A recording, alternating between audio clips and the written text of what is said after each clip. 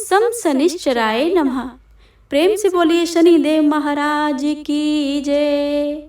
हे प्रिय भक्तों, आज की इस वीडियो में आप सभी के लिए लाए हैं शनिदेव महाराज की बहुत ही दुर्लभ एवं पावन व्रत कथा।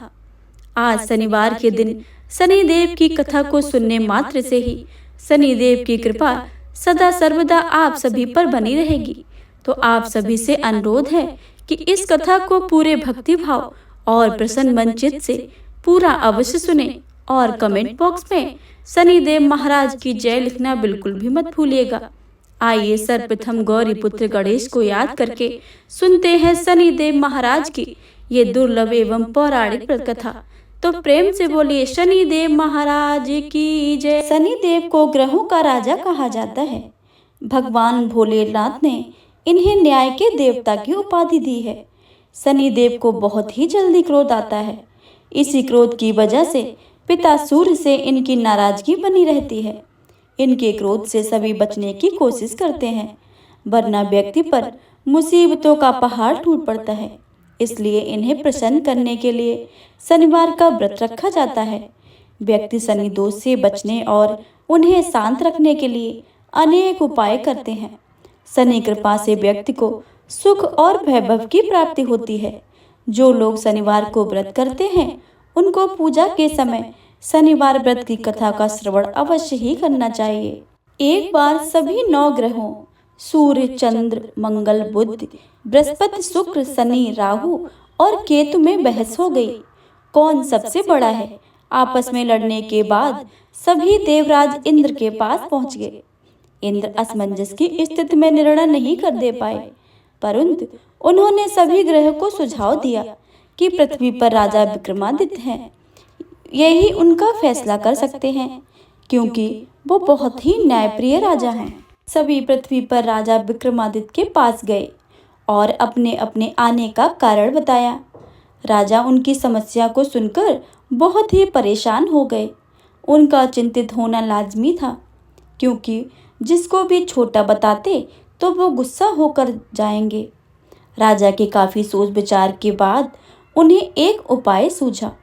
उन्होंने स्वर्ण, रजत, कांस्य, पीतल, सीसा, रांगा, जस्ता, अभ्रक और लोहे से 9 सिंहासन का निर्माण करवाया। उन्हें उपयुक्त क्रम में रख दिया। सबसे निवेदन किया कि क्रमानुसार सिंहासन पर आसन ग्रहण करें। शर्त रखा गया कि जो सबसे अंतिम में सिंहासन पर आसन ग्रहण करेगा वही सबसे छोटा माना जाएगा, जिसकी वजह से शनिदेव सबसे बाद में आसन प्राप्त कर सके और सबसे छोटे कहलाए। क्रोध के आवेश में आकर शनिदेव ने सोचा कि राजा ने यह जानबूझकर किया है। कुपित होकर राजा से कहा कि राजा, तो मुझे नहीं जानता है। सूर्य 1 राशि में महीना, चंद्रमा 2.25 महीने 2 दिन और मंगल 1.5 महीना, बृहस्पति 13 महीना, बुध और शुक्र 1-1 महीने विचरण करते हैं। लेकिन मैं 2.5 से 7.5 साल तक रहता हूँ। मैंने बड़े बड़े का विनाश किया है। श्री राम की 7.5 आने पर उन्हें जंगल जंगल भटकना पड़ा और रावण की आने पर लंका को बंदरों की सेना से परास्त होना पड़ा। क्रोधित शनिदेव ने राजा से कहा कि हे राजा, अब आपको सावधान रहने की जरूरत है। इतना कहकर शनिदेव कुपित अवस्था में वहां से चले गए। समय गुजरता गया और काल चक्र का पहिया घूमते हुए राजा की 7.5 भी आ गई। तब शनिदेव घोड़ों का सौदागर बनकर राजा के राज्य में गए। उनके साथ अच्छे नस्ल के बहुत सारे घोड़े थे। जब राजा को सौदागर के घोड़ों का पता चला तो अश्वपाल को अच्छे घोड़े खरीदने के लिए भेजा। अश्वपाल ने कई अच्छे घोड़े खरीदे। इसके अलावा सौदागर ने उपहार स्वरूप एक सर्वोत्तम नस्ल के घोड़े को राजा की सवारी हेतु दिया। राजा विक्रमादित्य जैसे ही उस घोड़े पर बैठे, वह सरपट वन की ओर भागने लगा। जंगल के अंदर पहुंचकर वह गायब हो गया। भूखा प्यासा की स्थिति में राजा जंगल में भटकते रहे। अचानक एक ग्वाला दिखा, जिसने राजा की प्यास बुझाई। राजा ने प्रसन्नता पूर्वक उसे अपनी अंगूठी देकर नगर की तरफ चले गए। वहां एक सेठ की दुकान पर पहुंचकर उन्होंने जल पिया और अपना नाम बीका बताया। भाग्यवश उस दिन सेठ की खूब आमदनी हुई। सेठ बहुत खुश होकर उन्हें अपने साथ घर लेकर आया। सेठ के घर में खूंटी पर एक हार टंगा था, जिसको खूंटी निकल रही थी। कुछ ही देर में हार पूरी तरह से गायब हो गया। सेठ वापस आया तो हार गायब था। उसे लगा कि बीका ने ही उसे चुराया है। सेठ ने बीका को कोतवाल से पकड़वा दिया और दंड स्वरूप राजा उसे चोर समझकर हाथ पैर कटवा दिए। अपंग अवस्था में उसे नगर के बाहर फेंक दिया गया। तभी वहां से एक तेली निकल रहा था, जिसको बीका पर दया आ गई। उसने बीका की अपनी गाड़ी में बैठा लिया। बीका अपनी जीभ से बैलों को हाँकने लगा। कुछ समय पश्चात राजा की सनी दशा समाप्त हो गई। वर्षा काल आने पर बीका मल्हार गाने लगा। एक नगर की राजकुमारी मनभावनी ने मल्हार सुनकर मन ही मन प्रण कर लिया कि जो भी इस राग को गा रहा है वो उसी से विवाह करेगी। उन्होंने दासियों को खोजने के लिए भेजा, परंतु वापस आकर उन सभी ने बताया कि वह एक अपंग आदमी है। राजकुमारी यह जानकर भी नहीं मानी और अगले दिन ही वह अनशन पर बैठ गई। जब लाख समझाने पर राजकुमारी नहीं मानी, तब राजा ने उस तेली को बुलवा भेजा और बीका से विवाह की तैयारी करने के लिए कहा। बीका से राजकुमारी का विवाह हो गया। एक दिन बीका के स्वप्न में शनिदेव ने आकर कहा कि देखा राजन, तुमने मुझे छोटा बताकर कितना दुख झेला है। राजा ने क्षमा मांगते हुए हाथ जोड़कर शनिदेव से कहा, जैसा दुख मुझे दिया है किसी और को ऐसा दुख मत देना। शनिदेव इस विनती को मान गए और कहा कि मेरे व्रत और कथा से तुम्हारे सारे कष्ट दूर हो जाएंगे। जो नित्य नियम मेरा ध्यान करेगा और चींटियों को आटा देगा, उसकी सारी मनोकामनाएं पूर्ण हो जाएंगी। शनिदेव ने राजा को हाथ पैर भी वापस कर दिए। दूसरे दिन सुबह राजकुमारी की आंखें खुली तो वह आश्चर्यचकित हो गई। बीका ने मनभावनी को बताया कि वह उज्जैन का राजा विक्रमादित्य है। मनभावनी खुशी से फूली नहीं समा रही थी। राजा और नगरवासी सभी अत्यंत प्रसन्न हुए। सेठ ने जब यह सुना तो वह पैरों में गिरकर क्षमा मांगने लगा। राजा ने कहा कि यह सभी शनिदेव के क्रोध से हुआ है और इसमें किसी का कोई दोष नहीं है। सेठ ने निवेदन करते हुए कहा कि मुझे शांति तभी मिलेगी जब आप मेरे घर चलकर भोजन करेंगे। सेठ ने कई प्रकार के व्यंजनों से राजा का सत्कार किया। जब राजा भोजन कर रहे थे तभी जो अंगूठी हार निकल गई थी वही अब उसे उगल रही थी। सेठ ने अनेक मोहरें देकर राजा को धन्यवाद किया और अपनी कन्या श्री कुंवरी से पाणी ग्रहण का निवेदन किया। राजा ने शहर स्वीकार कर लिया। राजा अपनी दोनों रानियों मनभावनी और श्री कुंवरी को लेकर उज्जैन नगरी लौट आए। सारे नगर में दीपमाला और खुशी मनाई गई। राजा ने घोषणा करते हुए कहा कि मैंने शनिदेव को सबसे छोटा बताया था, लेकिन असल में वह सर्वोपरि है। तब से सारे राज्य में शनिदेव की पूजा और कथा नियमित होने लगी। सारी प्रजा के बीच खुशी और आनंद का वातावरण बन गया। शनिदेव के व्रत की कथा को जो सुनता है, पढ़ता है और कहता है, उसके सारे कष्ट शनिदेव दूर कर देते हैं। तो प्रेम से बोलिए शनिदेव महाराज की जय। ओम शनिश्चराय नमः। प्रिय श्रोताओं, अब आप सभी सुनेंगे शनिदेव और शंकर भगवान की कथा। शनिदेव से संबंधित एक पौराणिक कथा के अनुसार एक समय शनिदेव भगवान शंकर के धाम हिमालय पहुँचे। उन्होंने अपने गुरुदेव भगवान शिव को प्रणाम कर उनसे आग्रह किया, हे प्रभु, मैं कल आपकी राशि में आने वाला हूँ, अर्थात मेरी वक्र दृष्टि आप पर पड़ने वाली है। शनिदेव की बात सुनकर भगवान शंकर हतप्रभ रह गए और बोले, हे शनिदेव, आप कितने समय तक अपनी वक्र दृष्टि पर मुझ पर रखेंगे? शनिदेव बोले, हे नाथ, कल सवा प्रहर के लिए आप मेरी वक्र दृष्टि में रहेंगे। शनिदेव की बात सुनकर भगवान शंकर चिंतित हो गए और शनि की वक्र दृष्टि से बचने के लिए उपाय सोचने लगे। शनि की दृष्टि से बचने हेतु अगले दिन भगवान शंकर मृत्युलोक आए। भगवान शंकर ने शनिदेव और उनकी वक्र दृष्टि से बचने के लिए एक हाथी का रूप धारण कर लिया। भगवान शंकर को हाथी के रूप में सवा प्रहर तक समय व्यतीत करना पड़ा तथा शाम होने पर भगवान शंकर ने सोचा, अब दिन तो बीत चुका है और शनिदेव की दृष्टि का भी उन पर कोई असर नहीं हुआ है। इसके उपरांत भगवान शंकर पुनः कैलाश पर्वत पर लौट आए। भगवान शंकर प्रसन्न मुद्रा में जैसे ही कैलाश पर्वत पर पहुंचे, उन्होंने शनिदेव को उनका इंतजार करते पाया। भगवान शंकर को देखकर शनिदेव ने हाथ जोड़कर प्रणाम किया। भगवान शंकर मुस्कुराकर शनिदेव से बोले, आपकी दृष्टि का मुझ पर कोई असर नहीं हुआ है। यह सुनकर शनिदेव मुस्कुराए और बोले, मेरी दृष्टि से ना तो बच सकते हैं और ना ही दानव, यह तक कि आप भी मेरी दृष्टि से बच नहीं पाए। यह सुनकर भगवान शंकर आश्चर्यचकित रह गए। शनिदेव ने कहा, मेरी ही दृष्टि के कारण आपको सवा प्रहर के लिए देव योनि को छोड़कर पशु योनि में जाना पड़ा। इस प्रकार मेरी वक्र दृष्टि आप पर पड़ गई और आप इसके लिए पात्र बन गए। शनिदेव की न्यायप्रियता देखकर भगवान शंकर प्रसन्न हो गए और शनिदेव को हृदय से लगा लिया। प्रिय श्रोताओं, तो प्रेम से बोलिए शनिदेव महाराज की जय। प्रेम से बोलिए गणेश भगवान की जय। भगवान श्री गणेश से शनिदेव की नज़र से भी बच नहीं सके थे और उन्हें भी शनिदेव की वक्र दृष्टि का सामना करना पड़ा था। ब्रह्म वैवर्त पुराण के अनुसार माता पार्वती ने पुत्र प्राप्ति के लिए पुण्यक नामक व्रत था, जिसके फलस्वरूप भगवान विष्णु ने उन्हें गर्भ से बालक रूप में जन्म लिया।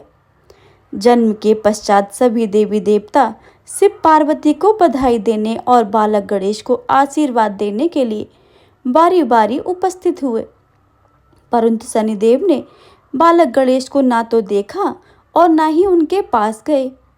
माता पार्वती को यह बात अपने पुत्र को अपमान लगी और वो रुष्ट हो गई। दरअसल पार्वती जी को शनिदेव की पत्नी द्वारा दिए गए श्राप के बारे में पता नहीं था कि उनकी दृष्टि पड़ते ही हानि हो सकती है। उन्हें लगा कि शनि उनके पुत्र का अपमान कर रहे हैं। उन्होंने कहा कि सूर्यपुत्र अपनी गर्दन क्यों झुक रखी है, मेरे व मेरे पुत्र की ओर तो देखो, तुम मेरे पुत्र को देख क्यों नहीं रहे हो। इस पर शनिदेव ने कहा कि माते, मेरा नहीं देखना ही अच्छा है, क्योंकि सभी प्राणी अपनी अपनी करनी का फल भोगते हैं। मैं भी अपनी करनी का फल भोग रहा हूँ।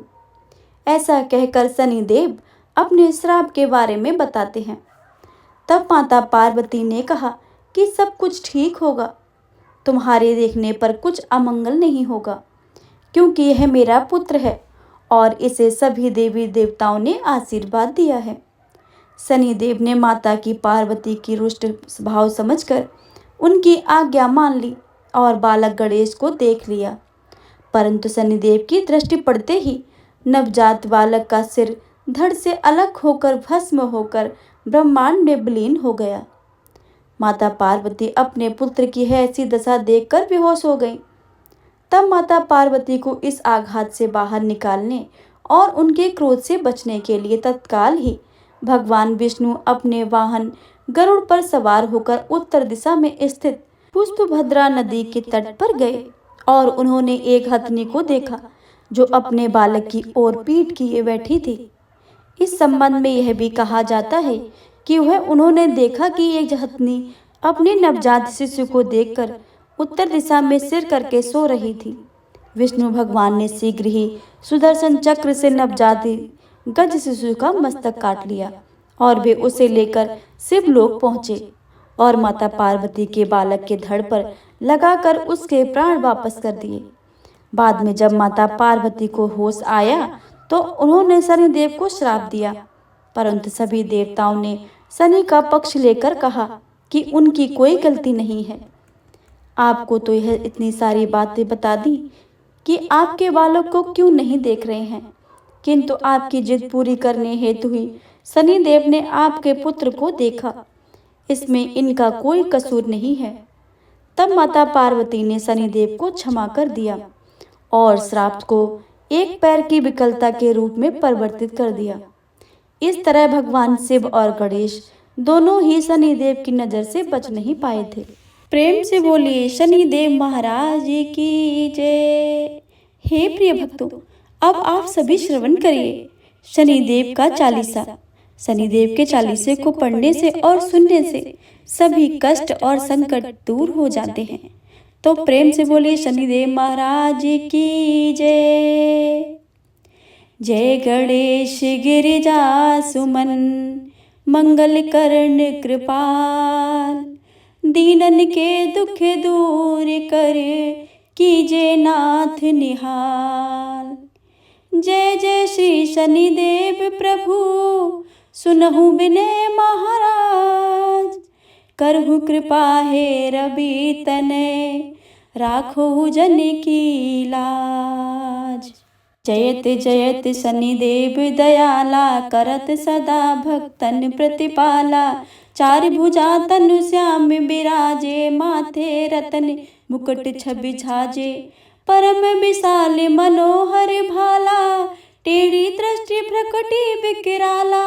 कुंडल श्रवण चमा चम चमके, ये माल मुक्तन मणि दमके। कर में गदा त्रिशूल कुठारा, पल बिच करे आहिर सिंगारा। पिंगल कृष्णो छाया नंदन, यम कोषण स्थिर रौद्र दुख भंजन। सौर्य मंद शनि दस नामा, भानुपुत्र पूजय सब कामा। जा पर प्रभु प्रसन्न है जाहि, रंकहु रावण कर छड़ माही।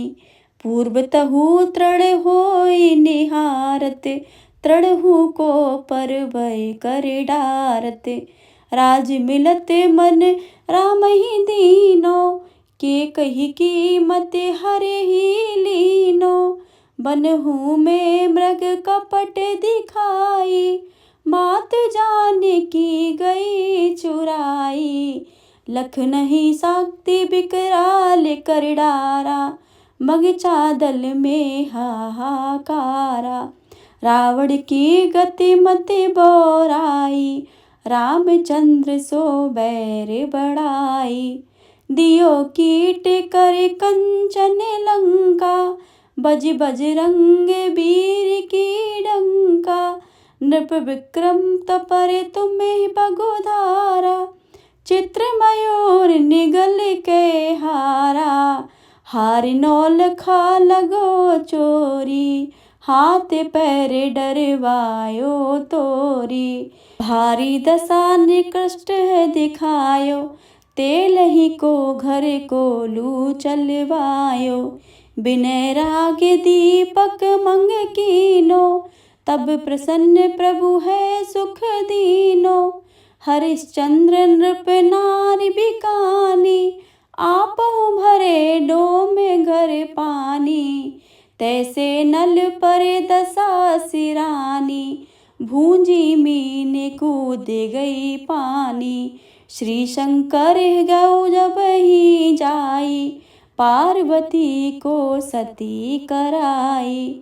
तनिक बिलोकत ही करे रीसा, नभ उड़ गयो गौर सुत सीसा। पांडव पर भय दशा तुम्हारी, बीच द्रौपदी होती उघारी। कौरव के भी गति मति मार्यो, युद्ध महाभारत करे डार्यो। रवि कहे मुख मह धरे तति काला, लेकर कूद परयो पत पाताला। शेष देव लख बिनती लाई, रवि को मुख ते दियो छुड़ाई। वाहन प्रभु के साथ सुजाना, जग दे गज गंधर मृग स्वाना। जुम्बक सिग अदिनाख धारी, सो फल जो तस कहत पुकारी। गजवाहन लक्ष्मी ग्रह आवे, है ते सुख संपत्ति उपजावे। गंधर्व हानि करे बजु काजा, सिंह सिद्ध करे राज समाजा। जुम्बक बुद्धि नष्ट करे डारे, मृग दे कष्ट प्राण संहारे। अब आबहि प्रभु स्वान संभारी, चोर आदि होए डर में भारी। तसही चारि चरण यह नामा, स्वर्ण लोह चांदी अरु तामा। लोह चरण जपर प्रभु आवे, धन जन संपत्ति नष्ट करावे। समता ताम्र रजत शुभकारी, स्वर्ण सर्व सर्व सुख मंगल भारी। जो यह सनि चरित्र नित्य गावे, कबहु न दशा निकट सतावे। अद्भुत नाथ दिखावे लीला, करे शत्रु के नाश बल ढीला। जो पंडित सुयोग बुलवाई, विधिवत शनि ग्रह शांति कराई। पीपल जन शनि दिवस चढ़ावत, दीप दान दे बहु सुख पावते। कहते राम सुंदर प्रभु दासा, शनि सुमृत सुख होत प्रकाशा। पाठ शनिश्चर देव को की हो भक्त तैयार, करते पाठ 40 दिन हो भव सागर पार। हो भव सागर पार, हो भव सागर पार।